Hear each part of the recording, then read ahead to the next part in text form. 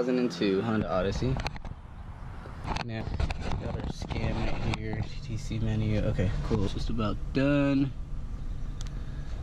See fault 5, so we're gonna start scrolling down. P1, 2, we already got that one. 4, 5, and 6. So it's got nothing to do with the coils, because we flipped them out. So we're gonna try to spark those now and then clean now. Both O2 sensors and the solenoid pressure control switch. Control switch will make sure it hasn't failed. And if that's it, then it's gonna be a simple P1259, which is a pressure switch circuit, VTEC solenoid valve. P0304, cylinder 4, cylinder 5, and cylinder 6 are misfiring. 300 is the Honda random cylinder misfire. So now we're gonna open her up, clean out that valve, run her for a little bit, and see if that'll clear the code. That's the firing order of the V6 2002 Odyssey. Going from left to right, it's 1, 2, 3, 4, 5, 6. It's the last, it's 4, 5, 6. 4, 5, 6. 4, 5, 6. Plugs, distributor, spark plugs inside the valves with my light. Listen to any engine sounds. We'll go from there. First thing we want to do is check all fluids, make sure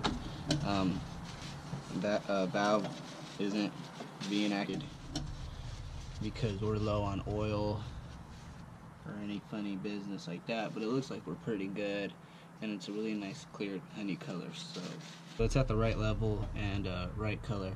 Well, and now we're gonna, there's one little yellow one that's to the left of the battery there, and there's the tranny fluid, nice and pink. That was the simplest way to see if any of our fluids causing any problems. Popped off, nice color, so there's no issue there. Now we're gonna go ahead and check the switch valve. So what I'm gonna do is remove it, clean it, reinstall it, drive it at about 60-70 miles an hour on the freeway, come back, and then we'll run diagnostics.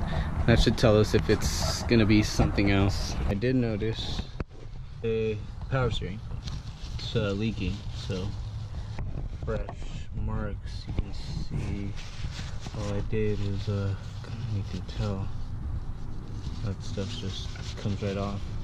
Did a valve job on it, so we know that 1, 2, and 3 are good. We know that 4, 5, and 6 bad. So since I know 4 is bad, I know 1 is good. I swapped these out. Just the coil pack itself. No spark plug, just the coil pack. Swapped them out. Next I'll try the spark plugs, and then we'll fire her up, and we'll see if that changes anything on the onboard diagnostics. If it does, that's a good sign, then we know what it is. If not, then we're back to the drawing board, but we're getting closer to our final answer. Found the switch. It's behind the wheel assembly.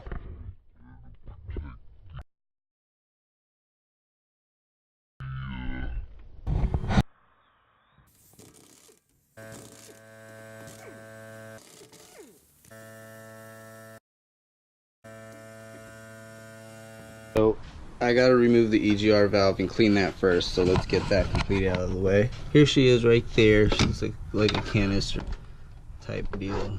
So that's that right there. There's 2 bolts. There's 2 12mm bolts. They're actually nuts. So they're already off.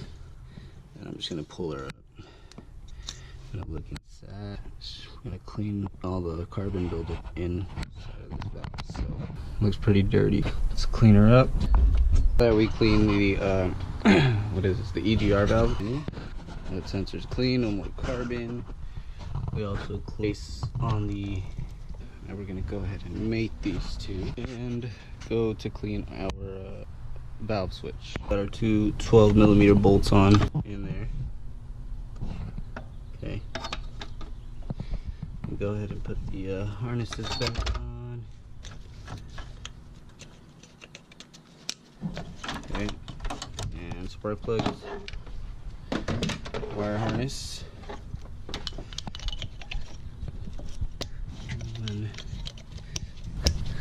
Sorry. I'm gonna remove the wheel assembly on the right side.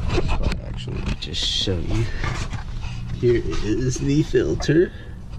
And right above it here is the pressure switch, and then to the right is the VTEC solenoid it's possible that the solenoid could be going out. I'm gonna remove the solenoid and clean it and test it, see if it opens and closes, and that would eliminate the possibility that it's a solenoid. As far as this, so we're just gonna clean it, and after that we can test her out and see if that code clears. The reason why the P1259 code will be coming up for this Honda VTEC engine on the 6 is low oil level, dirty sensor. Green one right there. We got it off with a wrench. There we go. So that's her. Let's clean that pressure switch. Carb cleaner. Clean this pressure switch. It's got a little seal as well that goes right in there. Pressure switch, and then that's the solenoid. We're gonna remove the solenoid. There's a connector up there that is easier accessed from above. So right here we have the harness. Concern is all this leakage right here. You can see that is hopefully just from the power steering leaking. Hopefully that just tripped the pressure switch and caused that, but we're about to find out. So I'll remove the VTEC solenoid, clean that up as well, put it all back together, and we'll further test this. So that's off. Now I'm just gonna remove the bolts, 2 bolts. I believe they're like 10 or 12, and then we're gonna clean it as well. 2 10mm nuts, and the way I removed it was exactly from up here. So 2 nuts, and I lifted it, pulled it out. Okay. So there's you can see the VTEC solenoid green pressure switch there. Went from above back here, used this extension, and got those 2 10mm bolts off. And then now we gotta clean it off as well. Use our carb choke, clean it off in there, reinstall it. And 2 10mm. She's working. She's working into the car. Good job, Hayes. Making progress. And then put it back on and we'll take it for a test drive. Sometimes the valve can get stuck, the VTEC valve. If it's not that, then it could be the screen, which sucks because I have to remove the valve covers. It's cool, keeps me going. So